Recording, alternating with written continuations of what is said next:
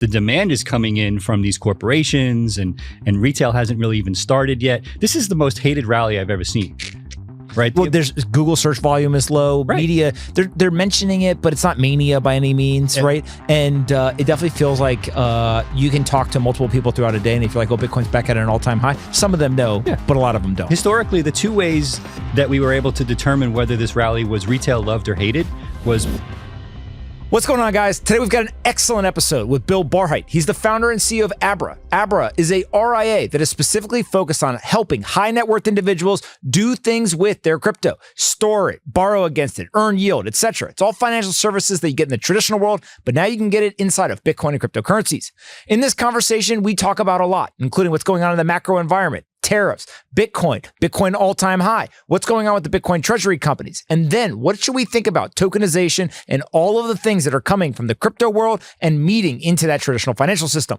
Obviously, the future is very bright and people are very excited, but Bill has been at this for a long time. He's got some very unique thoughts that I think you guys will find very valuable. So here's my latest conversation with Bill Barhydt. All right, Bill, I thought a great place to start the conversation is the macro environment once again seems to be very, very relevant for Bitcoin. We obviously have seen tariff announcements on, tariff announcements off, back on again, back off again, threats, not threats. Throughout all of this, Bitcoin went down for a while, down to 75,000, ripped right back up.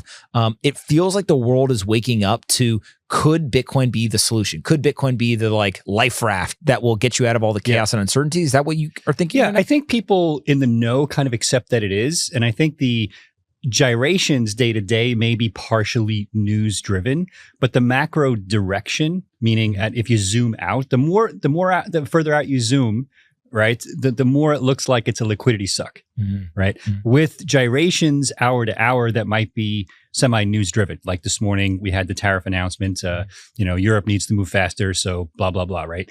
And we saw what happened last time, right? Okay, yes, for a while the sky was falling, and then all of a sudden, it looked like it was back to the overlay of the liquidity, cycles, right?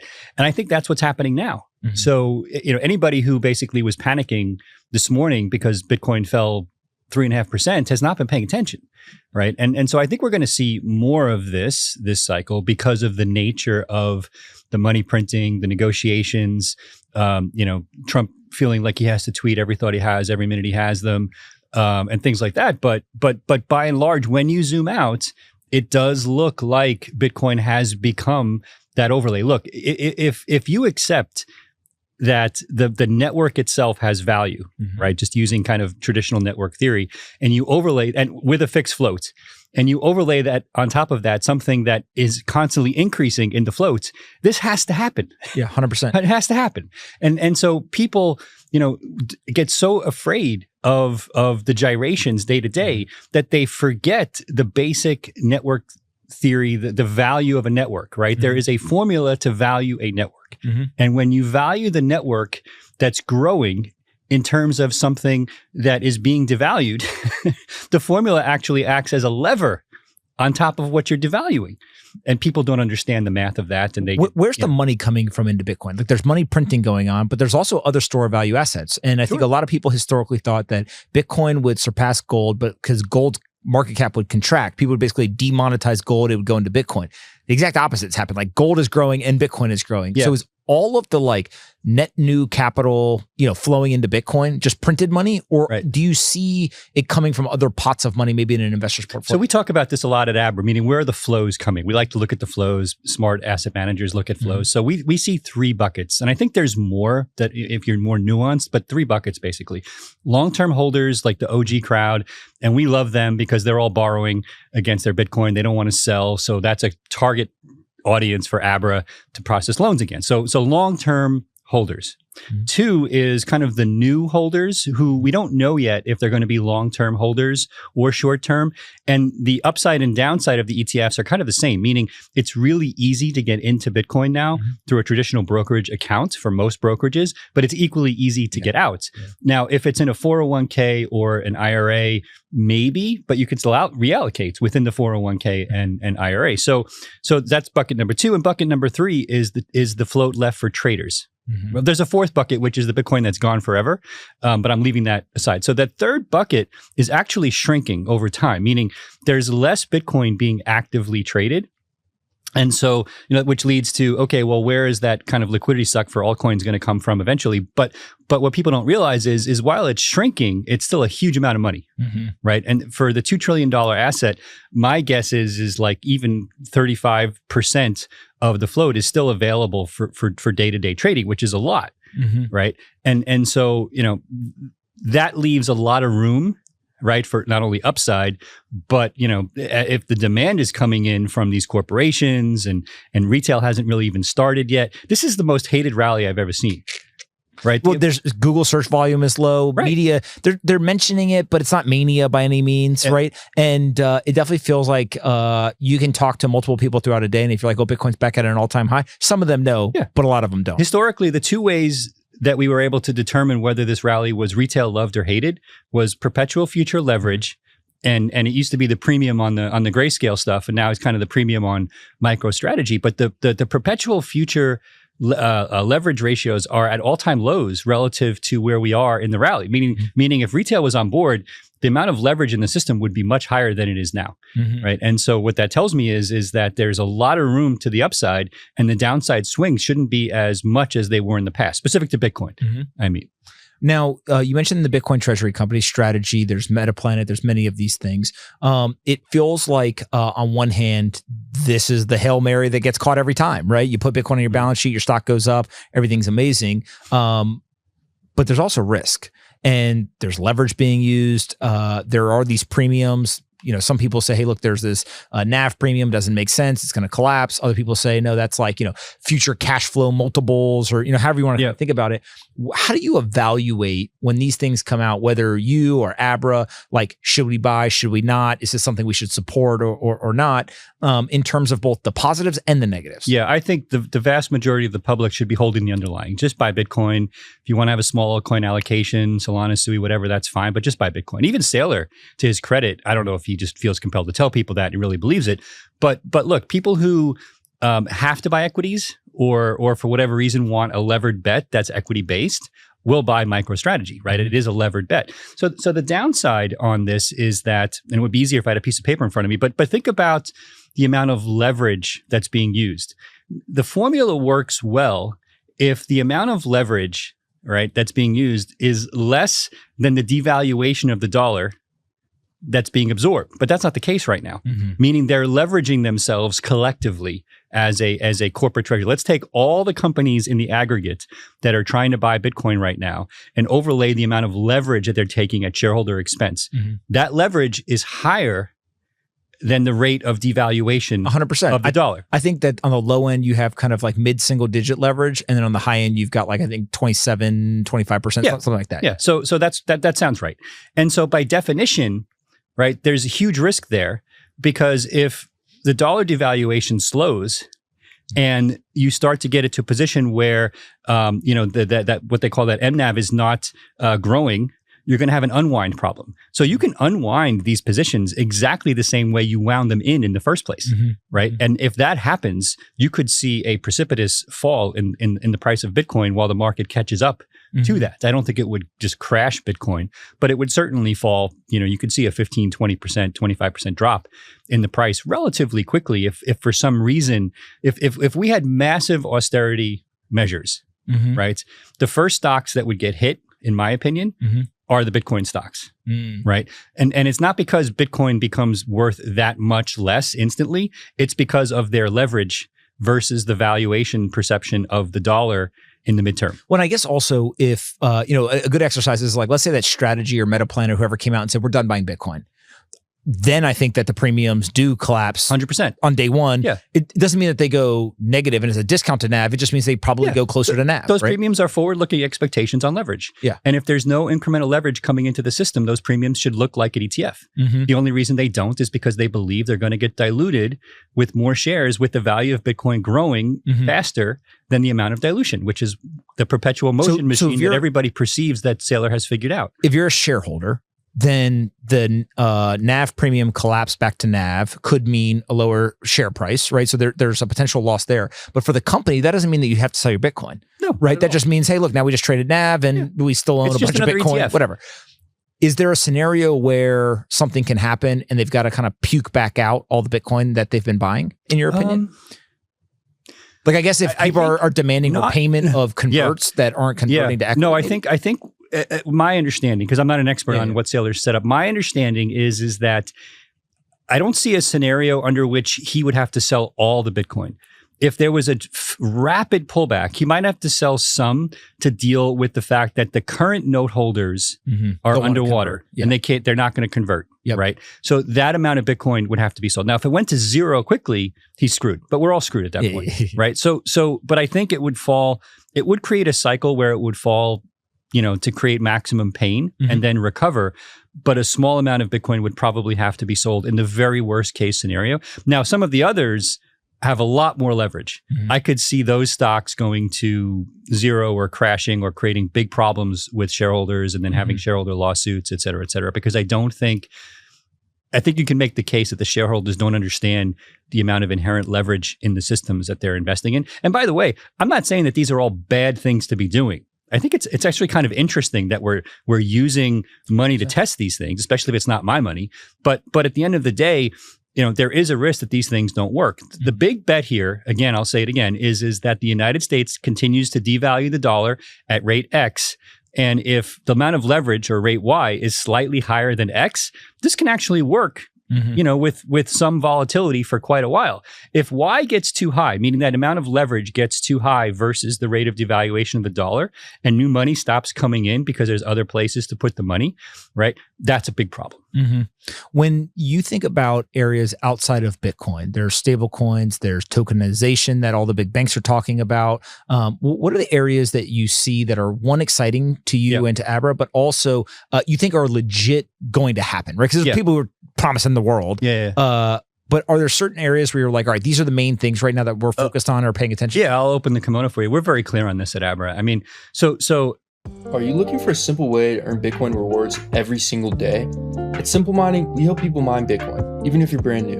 We're a vertically integrated Bitcoin mining company based in Cedar Falls, Iowa, offering a premium white glove hosting service that helps you maximize your mining profitability. With over 500 clients worldwide, we manage over 15,000 machines across our sites. Our facilities are staffed 7 days a week, and we fix most on-site issues in under 48 hours. In fact, we can repair more than 2,000 hash boards each month in our dedicated repair center, ensuring your miners run smoothly. Want to see it firsthand? Tour our mining sites, either in person or online, anytime. Plus, for your first year of mining, we cover all repairs, no questions asked. We bill you for the exact time your miners are running, and you can pause whenever you want. Need to buy or sell? Our exclusive miner marketplace gives you the freedom to trade on your schedule. You'll even have a custom dashboard to track your miner stats in real time, and if you're thinking about running your operation like a business, our tax team can guide you through the depreciation advantages. Ready to grow your Bitcoin stack? Visit simplemining.io. The fastest growing business at Abra is people opening up their RIA accounts, their registered investment advisor accounts, putting Bitcoin in the vault, and then borrowing against the value of that Bitcoin. Interesting. Okay? So that's our fastest growing business today. And that kind of makes sense because as Bitcoin becomes a $2 trillion asset, remember I said there's 3 buckets. Those OGs have a lot of Bitcoin. Why don't they want to sell? Well, 2 big reasons. One, I think the price is going to go forever, given what we just discussed. And 2, I don't want to pay taxes. Right. So we have a great solution for that. And we basically use DeFi marketplaces. So our rates are like 5-6% right now. Whereas centralized lenders who are artificially, have a cost of capital in the 10-11% range are charging 15% for the same loans. Now, where do we go from here? My take is that the DeFi networks that we use to process those loans in the background. So our clients don't see this, right? They can ask, we explain it, it's all in our risk disclosures. But the model that we've come up with is there's an open marketplace, yield on one side, mostly dollar yield, right? Collateralized loans on the other side, right? Why is that relegated to Bitcoin right now? Well, Bitcoin is the native asset that is worth enough money to warrant those loans. But there are assets out there that you can easily pump into DeFi networks if you do the tokenization correctly that now have a bid and an ask, which is all you need to facilitate the loan because you need to be able to liquidate if they don't make the payment. Right? And that's what DeFi does for you. It basically gives you that 24/7 liquidation. So that opens up the true value, in my opinion, of tokenization, which is that not only do you have access, we don't really have a big access problem in the US, but with 10 billion people you do, access meaning I can buy and sell, but I also am liquid in terms of being able to have secondary markets via DeFi that I can borrow against the value of these assets for. So our belief and vision at Abra is that you're going to have ultimate fungibility of anything and everything. So whether it's stocks, traditional stocks, REIT funds, metals, other types of hard to access private equity, venture, higher risk stuff, prediction markets are all going to be fungible. And you're going to be able to borrow against the value of those assets using models like ours, right? That are actually relatively low risk, because what we're saying to clients is borrow 30% of the value of that asset. Is there a chance that the value of the asset falls 90%? That's always going to be yes. 100%. Right? But if you're smart about the historical value of the underlying asset that you're borrowing against, there are ways to do this. People do it all the time with HELOCs, right? That's the most well understood secondary lending market, right, for borrowing against the value of a fixed asset is HELOC loans in the United States. And there are similar models in Europe, et cetera, et cetera. We're simply saying create a standardized fungible model to do this for everything. That's the big vision at Abra long term. Yeah, it's obviously finance is going in this direction. And the question I think is, one, how much of the market is Bitcoin going to eat from a capital, kind of suck standpoint, but also two, it maybe, I don't know, 5 years ago was 100% centralized in the traditional financial world, 0% decentralized. 20 years from now, it's not 100 and 0. It's some mix between central and decentralized. And I think that that's an open question as to like, where do we end up? Is it 50-50? Is it, in favor of decentralization or centralization? And then you're probably never going to get the full stack to be decentralized, because you're still going to have centralized companies or centralized, investors or centralized whatever, but you'll get maybe pieces of infrastructure, maybe it's markets or whatever, that as that decentralization comes in, there's a lot of benefits, right? And I actually think if you have more confidence in the decentralization, then obviously you should get more capital to come into the market. It's like a net positive for the whole thing, right? That's right. Yeah. And I'm also, I would say, 25 years out, I'm probably bearish on the traditional asset management model, because I feel like the whole idea of securitization is going to change, because right now, BlackRock's ownership model is based upon the idea of incorporation and the joint stock company. I actually think that model doesn't make sense when you extrapolate 20 years out in the world of AI and DAOs and robots and autonomous organizations. I actually think cars are going to own themselves, and you'll have robotic, AI agents that run themselves. And so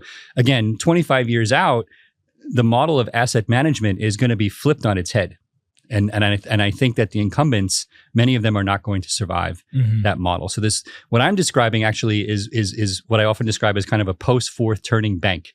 What does a post-fourth turning bank look like? Well, it's going to be based upon decentralized rails, operate 24/7, always on, no borders, right? Create fungibility across asset types, deal with this new concept that's coming of DAOs instead of companies, as well as the historical companies and crypto, but all in one kind of big, soup of a financial system, which most banks wouldn't even understand what I just said, never mind be ready for. Yep. When you look at that post-Turing type bank, where are the areas of opportunity? Obviously, you're building a company that is tangentially related there, right? So like, where do you guys see opportunities for yourself? But also, where do you think maybe is the biggest exposure of risk to the legacy guys, that it's like the last place that they'll go to be able to compete with kind of the upstarts? Yeah, those are the right questions. And we get a lot of inbounds now post-Trump administration coming in from mid-sized banks that are asking these questions. How do we get into crypto now? Should we just offer Bitcoin to our clients? Should we offer lending? What should we be doing? So from our perspective, for us as a relative upstart relative to banks, and which is most crypto companies, I think the opportunity for us is to be the best possible crypto native bank that we can be for our clients. That means holding crypto assets, facilitating loans against crypto assets, preparing for the oncoming tokenization, which represents holding stocks as tokens, real estate as tokens, other investments as tokens, which are now liquid. So my bank account will be basically a revolving credit account against the value of those assets that I can spend in real time, right? Draw down on. And if I'm borrowing smartly against the assets that are appreciating quickly, I might not even be paying back my loans if I'm borrowing in the dollar, which is a perpetually depreciating asset, which I think long-term is the demise of the dollar, because that system is not viable in perpetuity, meaning you can't have a perpetual motion machine which allows you to borrow forever against a depreciating asset. It just breaks down at some point. But at least I would guess for the next 20 years, that's going to work. And then, we'll probably figure out how to spend in the native appreciating asset, which would be Bitcoin and potentially other tokens. But for now, right, we're building that crypto bank that allows you to buy, store, hold, borrow, earn yield. If I'm a bank, I'm saying to myself, okay, right, this business is growing much faster than ours. 100%. Right? I said 5 years ago, people asked me, do you think we'll get to the point where the banks are buying the exchanges? I said, absolutely not. We're going to get to the point where the exchanges are buying banks because who's growing faster? It's just common sense, right? So I believe in this cycle, the top 5 exchanges will be competing with each other to figure out which banks to buy to get in the door, to figure out how to offer the plethora of services that they want to offer, and brokerages as well, right? And that prepares them for this tokenization of everything, which creates the fungibility model. And then we kind of all back into competing with each other in some way with similar services. I think the traditional exchange model morphs into something which is less trader focused and more investor focused, which is a problem for them longer term, because their fees are going to be compressed, because that's why you're going to see all these models where you have monthly subscription fees instead of trading fees, because they know what's coming, right? When you think about the change in regulation that has occurred that you're mentioning, what have been the biggest positive impacts on Abra? And then what are the things that are still roadblocks or obstacles that need to be changed? Well, the biggest benefit has been there's, I don't have crazy people chasing me with flaming baseball bats trying to kill me all day. And so that sounds good. Yeah, it sounds really good, right? I mean, it's like the little things, Yeah. So, today's episode is sponsored by Figure Markets, the place you go to earn yield and borrow against your Bitcoin and Ethereum. Figure Markets crypto-backed loans let you borrow against your Bitcoin or Ethereum with up to a 75% loan-to-value ratio. That's one of the highest in the industry. Whether you're looking to reinvest and double back down into more Bitcoin, cover everyday life expenses, or just have cash on the hand, these loans make it simple. Interest rates start as low as 12.5% with no credit checks, no long applications, and no prepayment penalties. Are you worried about using your Bitcoin as collateral to someone you don't know? Figure Markets is a subsidiary of Figure, the largest non-bank HELOC lender in the United States, with over $14 billion of home equity unlocked, and founded by Mike Cagney, who founded SoFi. Sign up today at figure.com/pomp and download their app to explore all their offers. Explore crypto, loans, earning opportunities, and more with Figure. Go to figure.com/pomp. And not even for doing anything, wrong. I mean, like we were like one of the few companies out there that went overboard to disclose when we had losses, with Genesis and others. I tweeted about it.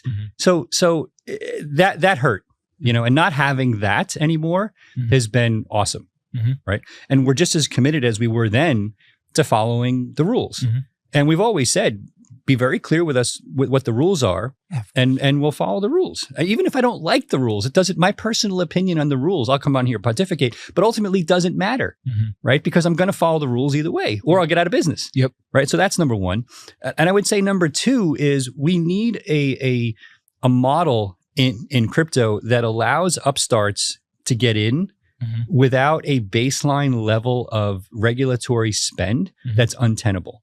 And so I'm hearing rumblings of this kind of sandbox model between, like in the US, the CFTC and the SEC, and maybe it'll become a basis for other markets as well. Ours is a little more complicated, so maybe they don't need it as much. But this idea that you can operate in a model where, especially for upstart DeFi type systems, where you may not be decentralized yet, but you don't want to basically deal with all the complexities of securities laws and dividends and issuance and all this stuff. And so maybe you have a path to get there that is tenable in terms of filings and cost, et cetera, et cetera. And we need clear rules of the road for that. I'm actually more concerned about that than I am about stablecoin legislation.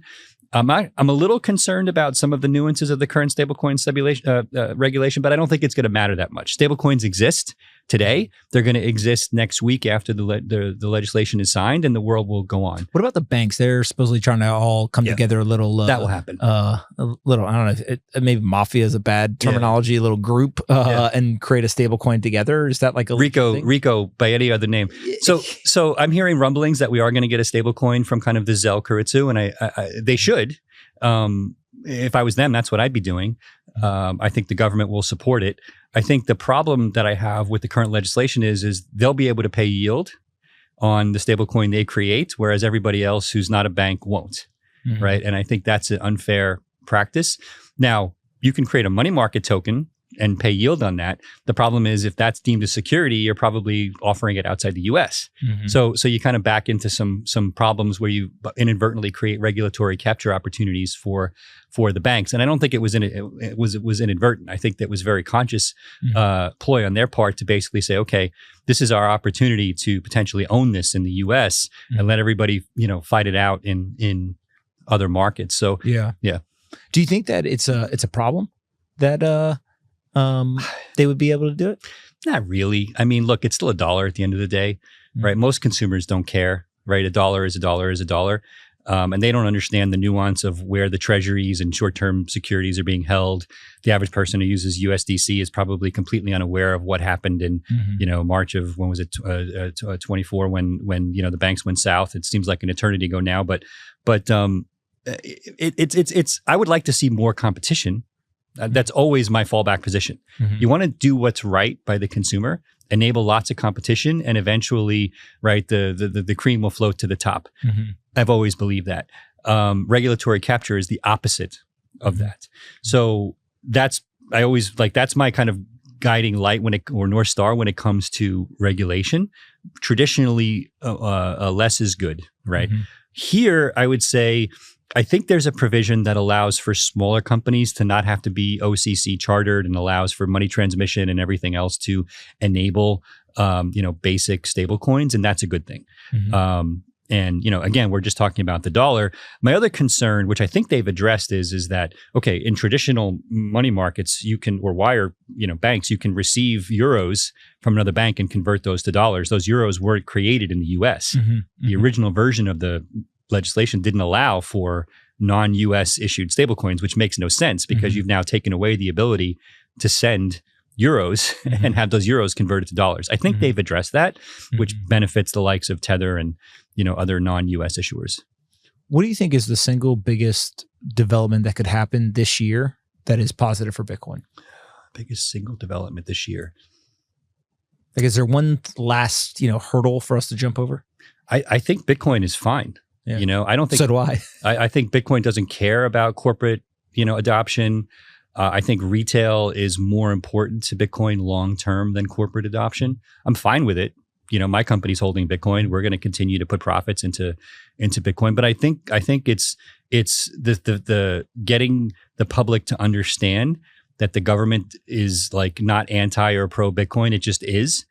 Would be a big win, because I do think there's this perception that the government was trying to kill crypto. And I don't think that has really, the reality of where we are now has caught up with the public yet, right? There's definitely a red and blue issue with crypto right now because of how everything went down in the last election. And we need that to go away. Right. There's this kind of liberal perception in some circles right now that crypto is bad, it's a grift, et cetera, et cetera. And Bitcoin is obviously associated with that by proxy. And I would like for that to go away, but that's a people issue. It's not a Bitcoin issue. Right. Yeah. And so Bitcoin is working just fine. There are some technology issues with Bitcoin that I'm concerned about that need to be addressed, but I think that the atomic nature of Bitcoin is working just fine and will continue to work just fine in the meantime. Yeah, I completely agree. What's the 60-second pitch on why somebody should use Abra? Yeah, so we are, I think, the ultimate place for high net worth investors, upper middle class, family office investors to hold crypto, hold their Bitcoin. It's bankruptcy remote, so you're getting a personal vault, right? That if Abra goes away is still yours. You're able to borrow against the value of crypto at low rates. You're able to earn yield on dollars, Bitcoin, stakeable assets, et cetera, et cetera. And I haven't seen any place that soup to nuts has figured out how to offer that simple range of services to the average investor. I feel like people are very interested in borrowing against, earning yield, like all the financial services that are available to them in the traditional world. They want this world, right? Yeah, exactly. Amazing. Well, thank you so much for taking the time to do this, and we'll do it again in the future. My pleasure, amigo. Great to see you.